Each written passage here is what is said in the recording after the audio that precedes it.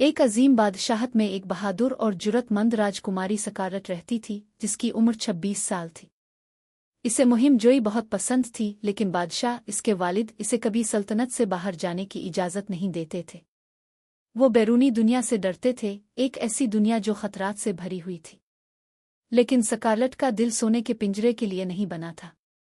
एक रात जब सब सो रहे थे, वो चुपके से महल से निकल गई और अकेली घोड़े पर सवार रहकर जंगल की तरफ रवाना हो गई। सुबह के वक्त वो थक चुकी थी और रास्ता भटक गई थी। तब एक नेक दिल लड़की लाइला मिली, जो जंगल के किनारे एक छोटे से झोंपड़ी में अपनी माँ के साथ रहती थी। तुम मेरे घर चल सकती हो, आज रात वहीं रहो, लाइला ने मुस्करा कर कहा। अगली सुबह दोनों ने घोड़ों पर सवार होकर जंगल की सैर की।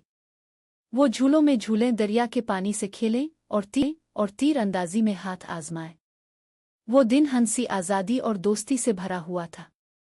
शाम को लाइला ने कहा, एक खास जगह है जो मैं तुम्हें दिखाना चाहती हूँ। वो एक पुराने गार के पास गई। ये मेरा खुफिया मकाम है, लाइला ने आहिस्ता से कहा। अंदर की दीवारें कीमती चमकते हुए हीरे से भरी थीं। स्कारलेट हैरत से देखती रही। ये जगह मेरे दिल का सुकून है, लाइला ने कहा, लेकिन किसी को भी इसका इल्म नहीं होना चाहिए। मैंने कभी उन हीरे को अपने लिए इस्तेमाल नहीं किया। ये जगह खास है।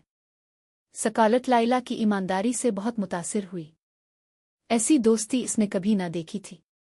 मगर खतरा छप कर सुन रहा था। एक निकाब पोश डाकू दरख्तों के पीछे उनकी बातें सुन रहा था। रात के अंधेरे में वो चुपके से गार में आया और हीरे उठाने लगा। तभी स्कारलेट और लाइला वहां पहुंच गईं। राग जाओ, स्कारलेट ने पुकारा। डाकू हंसा, लड़कियां मेरा क्या बिगाड़ेंगी? लेकिन इसे नहीं मालूम था कि ये लड़कियां आम नहीं थीं।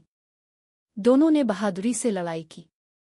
स्कारलेट ने अपनी शाही तरबियत से और लाइला ने अपनी हिम्मत से डाकू को चित कर दिया। जब वो भागने लगा तो लाइला ने जमीन पर एक खास राड मारा, जो डाकुओं के गिरोह का इशारा देने वाला था। कुछ लम्हों में ही बादशाह के सिपाही वहां पहुंच गए। राजकुमारी, एक सिपाही ने कहा। बादशाह बहुत फिक्रमंद थे। स्कारलेट ने हुक्म दिया, इसे कैद खाने में डाल दो। ये अब किसी को नुकसान नहीं पहुंचा सकता। फिर उसने लाइला को गिले लगाया। तुम अब मेरी दोस्त से बढ़कर हो, तुम मेरे दिल के करीब हो। अब लाइला को सल्तनत में रहने की इजाज़त मिल गई। वो दोनों मिलकर सल्तनत में खुशी से रहें, मुहिम जोई करती रहें, तीर चलाएं, घोड़े दौड़ाएं और साबित किया कि असली ताकत दिल और दोस्ती में होती है।